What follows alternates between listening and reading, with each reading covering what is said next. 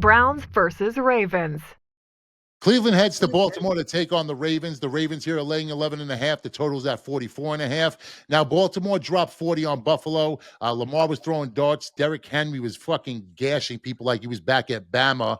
But still, you know what? Lost the game. So it was a lock pretty much until the end when it wasn't, and Josh Allen just did what Josh Allen does, right? Superman cape on back, put the team on his back, and just fucking won the game. So, I mean, there's also a lot of billboard material going on here. Cleveland Brown players on defense talking about how Derrick Henry is easy to tackle. Yeah, buddy. Good luck with that shit. Cleveland, everybody was talking about how good they were going to be, how much improved they were going to be, and yet they put up 16 points. So for all this shit that we talk about the Bengals defense, yet they held the Cleveland Browns to 16, and I get it. You know what? A lot of miscues, a lot of young players dropping passes, so it did look ugly from the Cleveland side of the ball, but they dominated that. You know, held the ball for 36 minutes, converted on 55% of third downs, but still came away with nothing but excuses.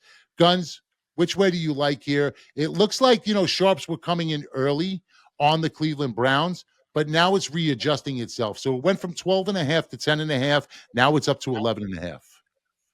I mean, you look at both of these teams are coming from similar situations, 1-point losses. You have Cleveland that actually absolutely won the yardage battle in that game last week and plus 186 net yards in that one, but they had a -2 turnover ratio. That was the deciding factor in that game. But when you look at Baltimore coming off an even harder loss, having the lead in the fourth quarter, and then, of course, Josh Allen taking over that game, 41-40 loss in that one. But what I'm looking at is the line. I think this line is huge, and there's a reason for why it's huge. And when you look at Baltimore, I think it's a get-right spot for them, playing at home, a home opener in that one. Double-digit favorite last year. 2-0 ATS in those positions. Last year, Cleveland was a double-digit dog 2 times last season, 18-25 and 0-2 ATS in those situations. Now you got to look at Baltimore.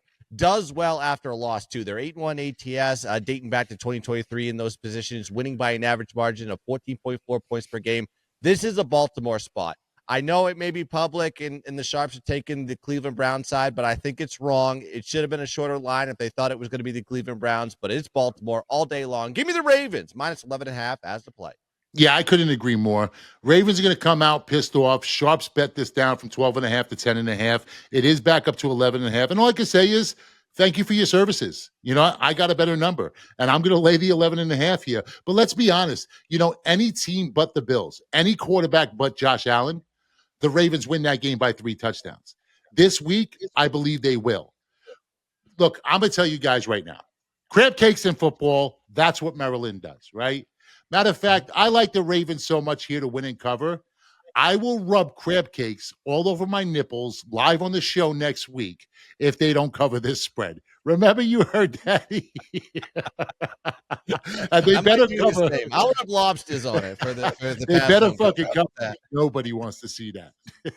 J.A. Cavalier's Pro Football Triple Crown. 3 NFL games for this Sunday.